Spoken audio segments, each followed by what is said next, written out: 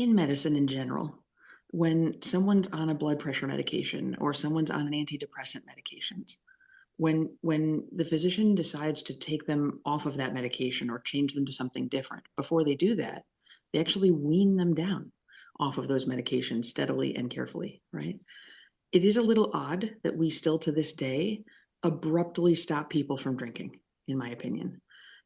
There isn't really an absolute need for it to be an abrupt cessation like that. You really can taper people off of alcohol successfully. And that's been done in Europe for decades, actually, which is the literature that we used when we were building this program. Um, Tapering people off can be extremely successful. There are many advantages. One of them is, you mentioned hallucinations. Hallucinations can happen when you abruptly stop alcohol, because alcohol is a depressant in the brain. It's really slowing things down, right? The reason that people go on, drink alcohol in the first place, is because they want to relax their brain, calm things down.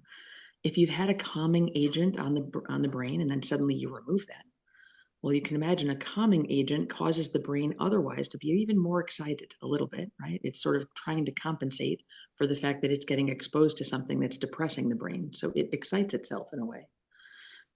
And so when you take that depressant off immediately, the excitation part of your brain is still going. That takes some time to settle down. So if your brain's still in a bit of an excited state, you're going to feel anxious. You're at risk for hallucinations. In fact, you're even at risk for seizure. So at NorthStar, we don't stop people abruptly from alcohol use. We actually taper them. Sometimes it takes a week and sometimes it takes longer. It really depends on the patient. But in our experience, by doing it that way, while taking them down off of alcohol, but bringing them up onto a medication that we use called gabapentin, it's incredibly effective at helping people to feel like they've essentially had the alcohol replaced for them physiologically. It doesn't make them feel high. They don't have a euphoria. But what it does do is make them feel like their cravings are minimized and they don't feel that awful feeling that they do when they're, really sort of desperate to have alcohol on board. Um, so that adjustment makes it so much easier to come off of alcohol because as you come down off of it, you're going up onto that. Do you stay on gabapentin forever? Absolutely not. That medication is there really just to create that bridge so that way you're now off of it and your brain can start to have a chance and your body can start to have a chance to heal. And then we start the nutrient work. And that's where we're really restoring body health and brain health and where we see those long-term improvements. So, so in general, I think that the approach has to be pharmacologic. It has to be genetic based, and there has to be nutrient component to this, and that just takes time. But it makes sense that there are people who are concerned about how that felt. It makes sense that they were anxious.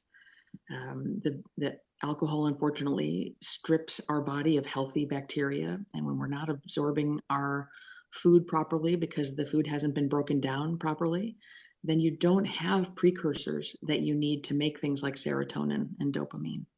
And people who are serotonin depleted feel really anxious. And in fact, it's a shame, right? Because that anxiety causes them to want to drink more. And then the drinking causes them to be more anxious. It's really a vicious cycle.